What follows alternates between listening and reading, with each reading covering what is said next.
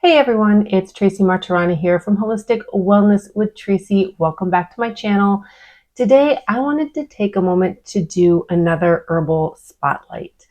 I like to do these videos, I don't know, every month or two, simply picking out an herb or an ingredient that herbalists like to use to sort of spotlight why you might want to consider using it as well. Today I want to talk about elderberry.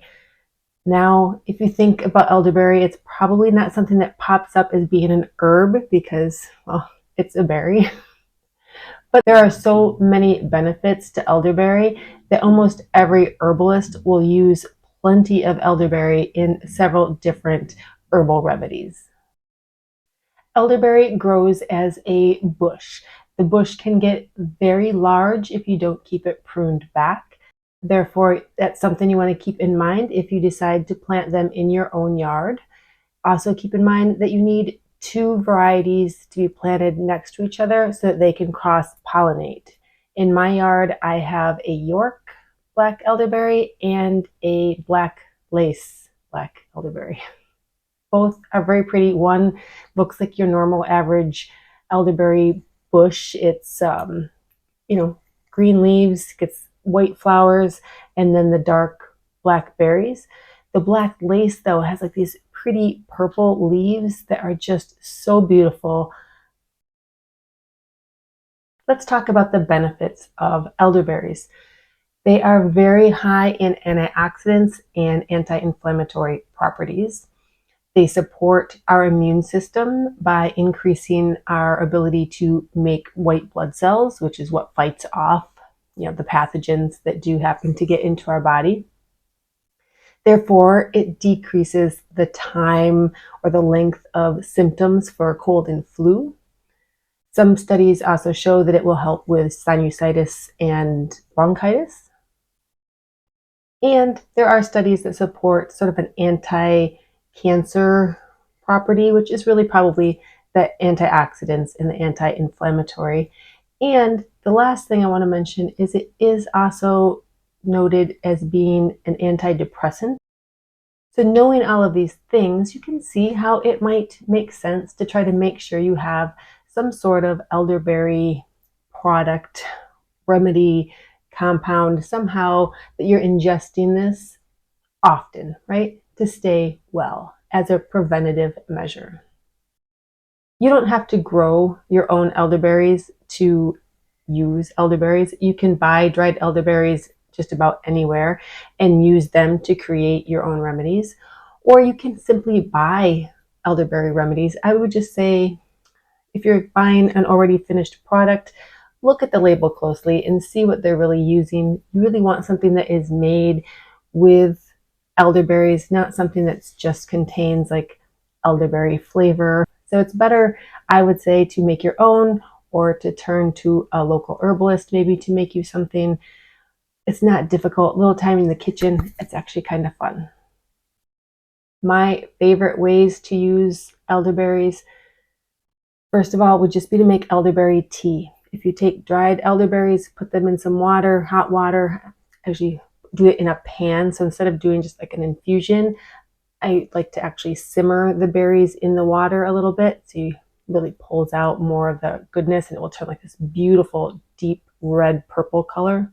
You can drink that alone, or you can just add that into other teas. You can add it into a glass of water or sparkling water to make a fresh cocktail. Or you can take that elderberry tea, cook it down a little bit so it's nice and thick, and then add in honey and make an elderberry syrup that is delicious to either eat by the spoonful, eat it over ice cream. Again, you can add that into some sparkling water to make a cocktail. Very yummy. Very, very yummy. You can use the elderberries also to make an elderberry shrub, which is an apple cider vinegar drink. If you've never had it before, when you drink it, it sort of tastes like kombucha. So if you're familiar with that little bit of like a vinegary flavor that comes along with kombucha, drinking shrub is pretty much the same. As a matter of fact, I'm actually drinking shrub right here. This is a shot of shrub, which is like an elderberry flavored apple cider vinegar. And then I just put it in a glass with some sparkling water, and I have a delicious beverage. I am going to be showing you how I make this in a video probably coming out soon. So if you aren't already subscribed to my channel, make sure that you are and that you have the notifications turned on so that you'll be the first to know when that video is live. If you get your hands on fresh elderberries, you can also make elderberry jam, which is delicious. Those are really probably the 4 ways that I use them the most. Elderberry syrup, probably number 1, elderberry shrub, number 2, just plain elderberry tea, number 3, and then the what was the 4th one? Jam. I do make jam. It's not my favorite jam. Let me just say, I do like it, but it's not my favorite, so I don't eat it a lot. And we can't talk about the good stuff without talking about the bad stuff. And elderberries do make some people a little nervous because they do contain just some not so great components, some compounds.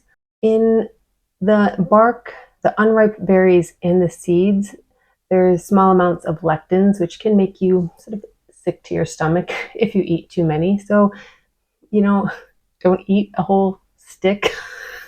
I don't know, don't eat the leaves, don't eat the sticks. Make sure your berries are ripe. So avoid unripe berries. And then also the fresh berries contain cyanogenic, I think it's glycosides is what they're called. If I get that wrong, don't come after me.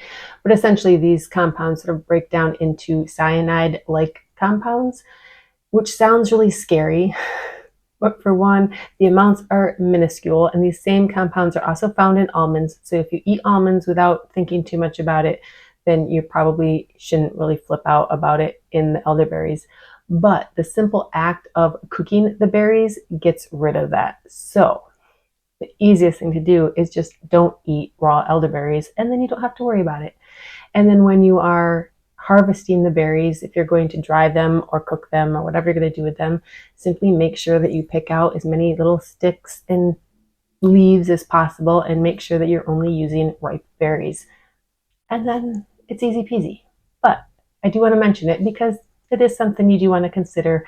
You don't want to accidentally put in a whole bunch of unripe berries, and then you also don't want to eat a whole bunch of these berries raw. So only ripe berries, and cook them. I hope I didn't scare you away with the negative stuff. I think elderberries are a great addition to everybody's diet. All you need is just a little bit of caution. And always, there is a disclaimer down in the description box. Please read it. Remember, allergies happen. You might end up being allergic to elderberry. Also, I encourage you not to take elderberry as a medication for some bigger issue. If you have a medical issue, talk to your doctor. If you've never taken elderberry before and you're going to start using that as some sort of herbal remedy to relieve yourself of an illness or prevent an illness that you think you are at high risk of getting, talk to your doctor about that also. I hope you'll give elderberries a try. Thank you so much for joining me. Stay tuned for that video on making elderberry shrub, and I will see you soon.